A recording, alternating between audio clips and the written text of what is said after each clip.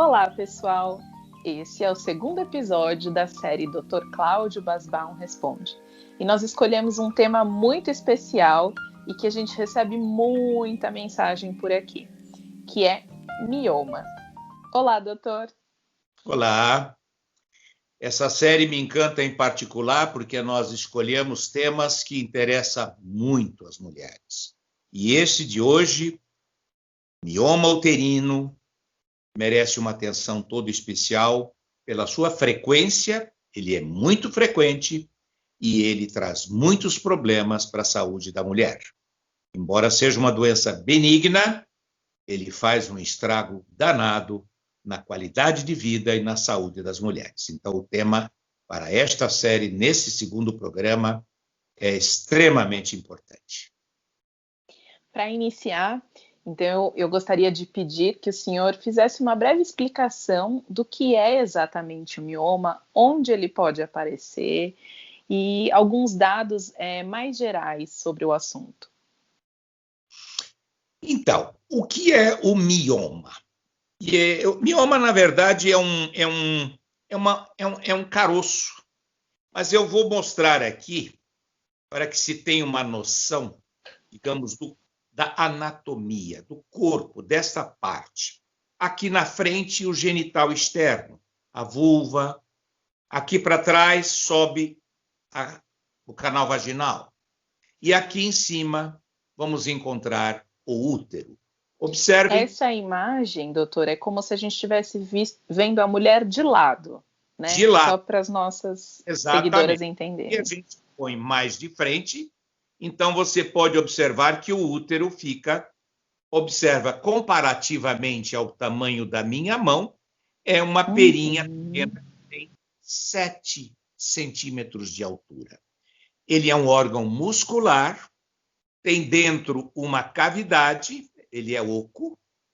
Daqui de dentro desce a menstruação, aqui sai o endométrio, que descama.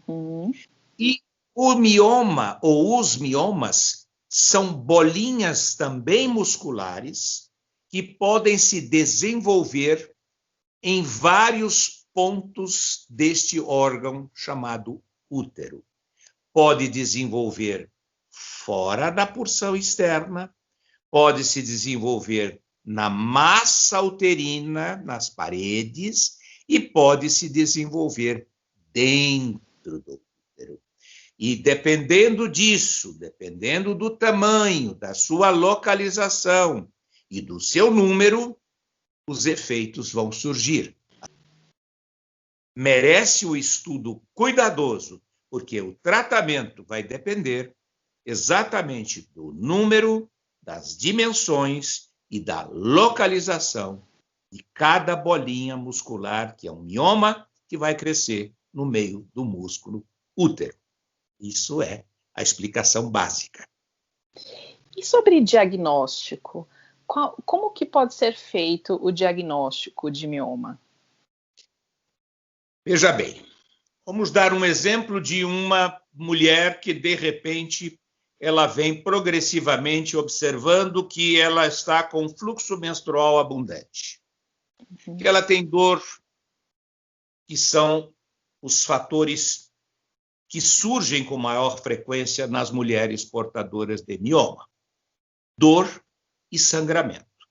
Claro que sangrar, nem todos os miomas vão sangrar. Mioma que se desenvolve na parede externa, do lado de fora do útero, não vai sangrar lá dentro. Mas, observem bem, olha esse esquema. Observa este útero. Observa o que se passa. Aqui está o útero, que é este rosado, e que no meio, enfiado dentro da carne, vamos dizer, da massa muscular, está cheio de bola. Uma aqui, uma menorzinha, aqui um grande crescendo para fora. Esse estava na parede e começa a desenvolver, fazendo o contorno para fora. Este nasceu dentro do útero. Está vendo uma bola aqui dentro? Isto é o mioma. E assim vai. Portanto, dependendo da localização, fora, no meio da parede, para dentro, vai se desenvolver. Tanto mais ele cresça, tanto mais ele pode dar sintoma. Por exemplo, este mioma, do lado de fora, não vai dar sangramento, mas este aqui vai. Este aqui já está empurrando um pouco para dentro, e assim por diante. De modo que, para o diagnóstico, nesta mulher, ela vai apresentar, por exemplo, só dor, ou, por exemplo, dor e sangramento. Como é que eu vou diagnosticar? Se eu faço o exame ginecológico, faço o toque, e Isso em consultório, né? É importante explicar para as mulheres. A avaliação periódica, a mulher deve fazer as suas visitas periódicas, e estas que sangram, e estas que têm dor menstrual intensa, dor fora da menstruação, porque isso aqui funciona como um corpo estranho. O útero parece que quer jogar fora, ele contrai querendo expelir algo que está dentro dele. De modo que, baseado na história, baseado na queixa da mulher, o ginecologista já fareja o que é que pode estar acontecendo. No toque, a gente pode sentir textura. Ele não é mais tão elástico, ele é endurecido. Quando a gente examina, percebe que ele tem algo dentro, mais duro. Ou ele está aumentado por conta de massa de nódulos que estão se desenvolvendo. Então, vamos complementar o estudo através das imagens. As imagens, basicamente, começa-se com uma ultrassonografia pélvica. Uma ultrassonografia pélvica, de preferência, transvaginal. Entra-se com o aparelhinho por via vaginal, coloca-se por via vaginal neste trajeto, e aqui consegue-se ter imagem com precisão da existência eventual de nódulos de mioma. Se é uma jovem que não tem vida sexual ativa, se essa jovem ela é virgem, não há possibilidade de se colocar o aparelhinho via vaginal. Então, se faz a ultrassonografia pela parede abdominal, passando o aparelhinho para registrar, não é, a densidade diferente quando existem os miomas. E aí aparecem aquelas formações. Esse tipo de ultrassom que o doutor está comentando, para as mulheres que não têm a vida sexual ativa, né, e ainda são virgens, é aquele ultrassom pela barriga, né, por cima, que o médico... Exatamente, você levantou. Esta é a ultrassonografia transabdominal. A outra é a transvaginal, que a gente, penetrando com o aparelhinho, consegue captar as imagens dos nódulos. Quando não tem vida sexual ativa, ainda é por via abdominal. Ela é menos precisa, não é tão precisa quanto, mas as condições exigem. E como a gente fica, se quer um detalhamento maior? A ressonância magnética.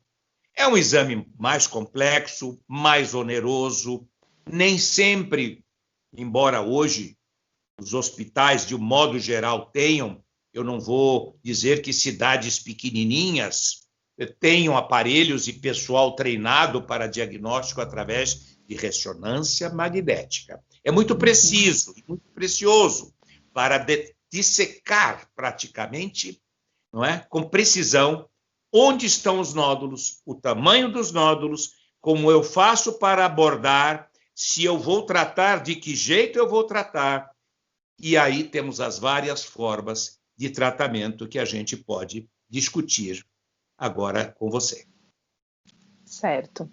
Eu queria também que o doutor mostrasse novamente a figura Sim. Talvez alguém possa ter ficado imaginando que quando tem um, pode ter vários. Não, às vezes é um só, né, em algum desses locais, ou todos esses. Exatamente.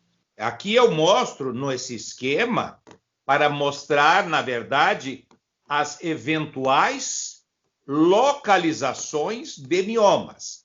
Mas o mais comum, na verdade, dificilmente você vai encontrar miomas únicos. Existem. Às vezes tem mulheres que têm o útero com um mioma único grande, maior do que o útero, 2 vezes o tamanho do útero, 3 vezes. É uma verdadeira fruta imensa, uma melancia agarrado, como se este aqui crescesse. Imagina o tamanho que ele poderia ficar, e às vezes vai e ocupa o abdômen, vai lá em cima. Então, e existe uma miscelânea, pode estar para fora do útero, para dentro do útero, é o mais comum encontrar-se isso. E vai ser muito importante, como eu já mencionei, localizar bem esses nódulos, porque se eu decidir entrar dentro de uma barriga, de cirurgia, e querer abrir, tirar isso aqui de dentro, eu não vou conseguir tirar. Eu não vou conseguir tirar. Então, eu tenho que usar técnica adequada no diagnóstico para estabelecer o tratamento. Nem sempre é cirúrgico.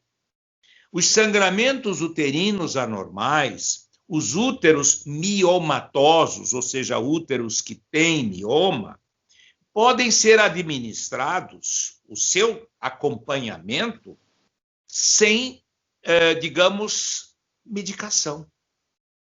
Acompanhar, dependendo da localização e dependendo do sintoma, não é porque eu fiz uma ultrassonografia, apareceu um mioma, vou operar, vou passar por uma intervenção. Não, menina, não fique assustada.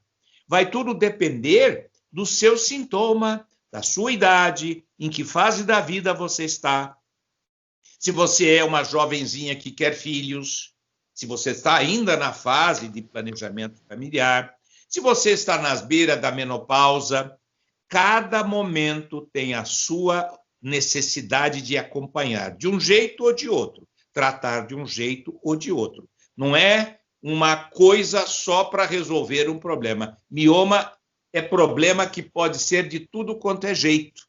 Adianta eu pegar uma mulher que já está batendo os seus 50 anos, tem um mioma lá dentro, vai pela primeira vez, e eu já vi isso. Doutor, eu vim aqui porque eu passei no médico, o doutor disse que eu tenho que operar, que eu estou com fibroma, mioma. Eu digo, mas o que a senhora sente? Não, eu não sinto nada, doutor. Mas a senhora tem dor? Não. Então a senhora tem o quê? Sangramento? Também não tem, doutor, estou quase na menopausa. E ele quer operar a senhora por quê? Porque ele disse que apareceu no ultrassom. Então ele que opere o ultrassom e não a senhora, porque não é o caso. A gente trata a qualidade de vida e sintoma que a mulher apresenta, entendeu? De modo que cada caso é um caso, não é? Para que se faça uma conduta correta e uma medicina decente. Então, mulherada, todo cuidado possível. Não é porque apareceu um mioma que você tem que fazer uma cirurgia, e mais, não é porque apareceu um mioma que tem que tirar o útero, tá? Não, e mais aí, dentro de uma população, você vai ter metade das mulheres, em uma certa fase, acima dos 35, 40 anos, metade das mulheres, 50% das mulheres apresentam mioma. Nossa, sim, metade das mulheres nessa fase da vida tem mioma. E aí? Metade das mulheres nessa fase, na idade reprodutiva, entre os 18 e 35, por exemplo, é quando você tem mais miomas presentes. Então, olha que ruim, não é? Mas também tem que lembrar que não são todas que têm sintoma. Apenas 1/3 25% delas apresentam sintoma. E mioma que se trata é mioma sintomático. Mioma que dá dor, mioma que dá sangramento, mioma que atrapalha a reprodução. E só essas mulheres que têm sintoma, dor, sangramento, e o terceiro fator mexe com a reprodução, infertilidade. Ela não está engravidando e ela tem mioma. Mas será que é o mioma que está atrapalhando a fertilidade dela? Esse é um grande erro que muitas vezes as mulheres passam por uma cirurgia para tirar um mioma que ele não interferia na reprodução. E aí o estrago é pior. A gente tem aqui, doutor, uma pergunta sobre isso. Se o senhor me permitir, é bom que a gente já entra nesse assunto. Perfeito. A Cida das Neves, a Morim, ela fala assim: eu estou há 2 anos tentando engravidar. Eu e o meu esposo já fizemos exames e deu tudo normal. A única coisa que foi diagnosticada é um mioma. Isso pode ser a razão de eu não conseguir engravidar? Como é que é o nome da nossa amiga? Cida. A Cida. Cida, eu vou perguntar a você, viu, Cida? Presta atenção. Se o seu mioma for este aqui, que está crescendo para fora, esse mioma atrapalha a sua gravidez? Esse não. Pode ser que esse sim, com certeza. Esse que está aqui, que é no meio da parede, comprimindo para dentro da cavidade do útero, esse pode atrapalhar. Mas miomas que estão para fora, miomas que só se desenvolvem para a porção externa, que não deformam o leito onde um ovo vai se plantar, não faz nada. Ele não deve ser operado, porque no momento que eu abrir um abdômen ou eu operar por laparoscopia, seja o que for, eu estou tirando uma coisa que não faz mal nenhum para a gravidez. Se ela não tem dor, não tem sangramento, não vai ser isto que vai estar atrapalhando a reprodução. E isso é um ponto, a pergunta, assim, é muito importante, porque não adianta o profissional ser apenas um ginecologista.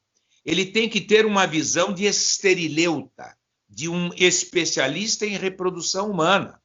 Porque o ginecologista é como, por exemplo, um cirurgião sabe operar, mas ele não tem uma visão da função como deve ocorrer. Se eu puder trazer esse alerta para a mulherada, é importante. Não acreditem se indicarem de momento a senhora precisa tirar o seu mioma. Porque se ele não está criando dor nem sangramento e a senhora já tem filhos, ou a senhora está na beira da menopausa e ele não está fazendo mais nada, não opera. Primeiro, você tem que diagnosticar se aquela mulher está sangrando porque ela tem dentro um polipinho, um pólipo. Dentro tem um balangandanzinho aqui dentro pendurado, causa sangramento, ou miominha ou um polipinho. Né? Doenças do útero, né? Adenomiose, endometriose, né? Problemas de coagulação que podem fazer a mulher sangrar, função ovariana com produção errada de hormônio, falta de ovulação, ovário policístico, entendeu? Então, uma série de problemas, até disfunção tiroidiana causa falhas e erros e sangramentos menstruais. Aí vai dizer, tá vendo? Tinha um mioma sangrando, não é ele. Então, a gente precisa primeiro fechar o diagnóstico. Quem é o vilão? Quem é o bandido? Eu sempre digo que o ginecologista, ele é o Sherlock, ele é o investigador, ele tem que achar o bandido, ele tem que prender o bandido. E como é que vai prender o bandido? Descobrindo quem é, saindo atrás de, né, pedindo informações que são história, avaliação de imagem, descobrir quem é o bandido e vamos atrás dele. E aí nós vamos liquidar e resolver o problema. Então, desde medicamento, remedinho, nós podemos controlar sangramento e dor. Não fazer nada, fazer controle de ultrassom e ou ressonância a cada 6 meses, para ver se cresceu, para onde foi, e depois ir do mais simples para o mais complicado. Porque há uma agressividade crescente, desde não fazer nada, meramente o controle clínico, até chegar a uma retirada de miomas, até técnicas como embolização de mioma, que é para matar mioma de fome, se entope os vasos do mioma, ele vai morrer lá dentro, e até mesmo, aí sim, a esterectomia, a retirada de útero quando você não tem outra solução para resolver. A gente tem uma pergunta sobre esterectomia, que é da Rejane Pereira. Ela disse que o médico diagnosticou um mioma e indicou uma cirurgia, disse que era um mioma muito grande, mas que ela não gostaria de fazer essa cirurgia e se teria algum outro tratamento. Eu sei que o senhor é um defensor das técnicas conservadoras, das técnicas minimamente invasivas, então eu acho que seria muito bacana explicar para as seguidoras o que é a esterectomia e também quais são esses outros modelos menos agressivos, menos invasivos de tratamento e cirurgia. Vamos explicar uma das técnicas que pode ser utilizada para evitar uma retirada de mioma ou do útero. Aqui nós temos, apenas para mostrar aqui, uma parte da parede uterina, e aqui está onde está escrito fibroide, nós temos aqui, isso é um mioma. Olhem os vasos que estão trazendo sangue para nutrir, eles dependem de sangue e de hormônio. Por uma técnica que a gente vem pela virilha, como uma espécie de cateterismo, a gente vai colocar um produto com contraste, que dentro tem umas bolinhas de acrílico, essas bolinhas vão entupir os vasos que penetram no mioma, eles vão morrer de fome, porque não recebe sangue. E aí o que é que vai acontecer? Todo órgão que não recebe sangue, ele vai morrer. E essa bola carnuda que sangrava, ela vai terminar murchando, é como tirar as raízes de uma árvore e ela vai murchar. Esse mioma diminui, essa é uma das técnicas mais modernas, mais avançadas que nós fazemos. Nós desenvolvemos, trouxemos para o Brasil essa técnica aí, já estamos há 20 anos, chama-se embolização de mioma uterino. Requer a presença de um radiologista intervencionista junto com o ginecologista e a gente, então, em conjunto, propicia o tratamento e o acompanhamento desses casos. Temos casos maravilhosos, mas não é para todo mundo. Cada caso é um caso. De modo que essa é uma técnica, é a embolização. Agora, a retirada do útero, ela de per si, as pessoas têm uma noção, há um quê de fantasiosa de que o órgão, de que o útero centraliza a sexualidade da mulher. Não é bem assim. Não é bem assim. Lembrem-se que, no começo eu falei, isso aqui é um órgão muscular. Isso aqui não pensa. Isso aqui não tem libido. Isso aqui não tem orgasmo. Isso é um órgão de reprodução. E, em tempos antigos, o que se pensava? A mulher fazia sexo, ou fazia amor, porque é diferente, para procriar. A mulher não tinha o direito de escolher. A mulher adquiriu os seus direitos há muito pouco tempo. E olhe lá. Então, o que é que acontece? Se esse órgão aqui fosse tirado, essa mulher não teria filhos. A mulher fazia sexo para engravidar. Ou a engravidava, estava sempre grávida, tanto que as gerações passadas tinham 5, 6, 8, 10, 20 filhos. A mulher quase nem menstruava. Então, quando ela imaginasse que ela ia tirar o útero, para que ela ia ter vida sexual? E ela ficava fria. Ela dizia, se tirar meu útero, eu vou ficar fria. Já alerto a mulherada, isso não acontece. Não acontece, é um órgão muscular. A nossa sexualidade está através dos hormônios e através da nossa mente.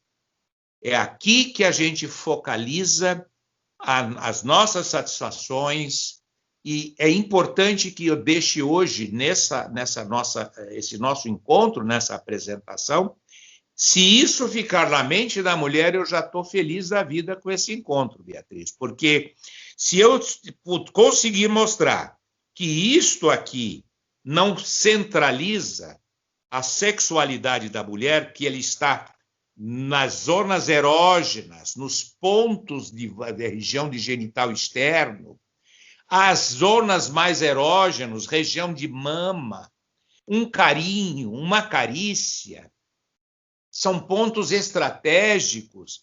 Receber um carinho no rosto, no pescoço, é muito mais. Isto aqui não faz nada, de modo que apaguemos essa imagem, e por isso, embora eu seja o grande defensor de que mulheres salvem seus úteros, campanha que eu lancei na década de 90, é porque se tirou muito útero à toa. Sempre eu disse, diga não às cirurgias desnecessárias. Então, é importante saber, o útero não vai levar à perda da sexualidade, mas a natureza é muito harmoniosa. Se um órgão pode ser deixado, que ele seja deixado. Mas se ele não está prestando, ele só faz mal, ele não é um órgão saudável, ele é um órgão doente, tira e viva feliz, cheia de saúde. Adorei essa sua mensagem para as mulheres, espero que vocês não se esqueçam disso, a sua sexualidade não está no seu útero. E aproveitando toda essa desmistificação, eu tenho uma última pergunta, que é da Roberta Farias, e ela pergunta, na verdade ela afirma que as mulheres da família dela, muitas mulheres da família dela, têm mioma, se ela vai ter também, se ela tem grandes chances de ter mioma. Roberta, é? Roberta. Isso. Então, veja bem, Beatriz, ela levanta uma questão interessante. A miomatose não é uma doença genética, tá? Mas a gente pode rotular como uma doença que tem caráter familiar. Tá? Há um grau de repetitividade, sim. Quando tem um caso, você vai ter uma irmã, uma prima, mãe, avó, uma certa linhagem ali que vai ter repetição, sim. Não é que ela vá ter, ela está mais propícia a apresentar. Agora, tudo depende. Por exemplo, a mulher negra, ela tem um percentual muito maior de ter mioma do que a mulher de pele branca. Ao mesmo tempo, o número de miomas que surgem na mulher negra é muito maior do que na mulher branca. A agressividade desses miomas é maior no sentido de crescimento e promover dor e sangramento na mulher negra do que na branca. Ou seja, existem doenças que são apanágio, que são doenças que incidem mais de certas nacionalidades, doenças do sangue, não é? Da região do Mediterrâneo, pessoas de pele negra, asiáticos e assim por diante. A endometriose incide mais num tipo de população, apesar de que, vejamos, o Brasil é uma miscelânea. Então, acontece nesse país tudo e de tudo, porque nós somos uma amálgama de pessoas provenientes da Europa, da África, índios, e aí vai por aí afora. De modo que nós temos hoje, se pudéssemos mencionar, um percentual no mundo de mulheres. Nós temos uma população, no Brasil, hoje de 220 milhões de habitantes. Se a gente considerar aquela estatística que eu mencionei, nós vamos ter hoje uma população de mais ou menos 7 milhões de mulheres que têm mioma. E se nós fizermos uma conta de que 30% dessas mulheres vão ter sintoma, nós vamos ter mais de 2 milhões de mulheres com sintoma de dor, sangramento e infertilidade. Então, é frequente, cria problemas, como pode não criar. O importante é acompanhar. Ir ao ginecologista, fazer não só um toque. Mulher com mioma merece, pelo menos, se não for semestral, dependendo da velocidade de crescimento e do tamanho que esse mioma está alcançando, você pode fazer de 6 em 6 meses.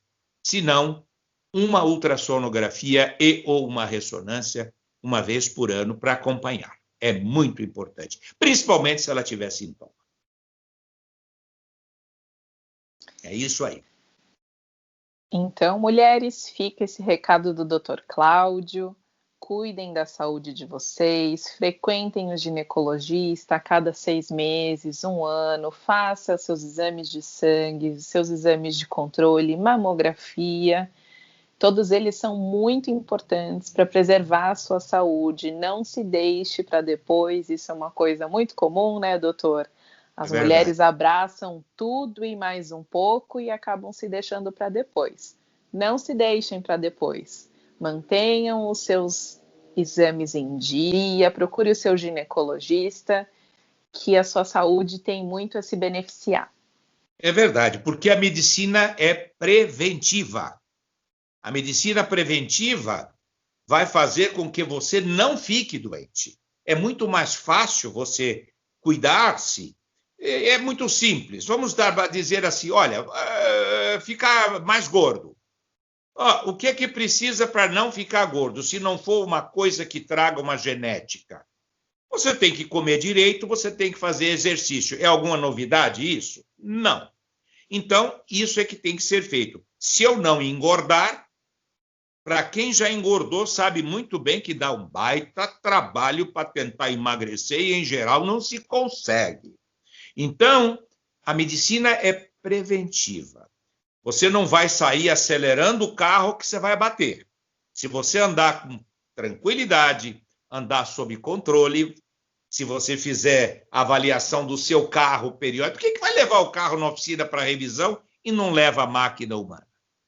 Então, tomemos cuidado, façamos esse tipo de investimento em si.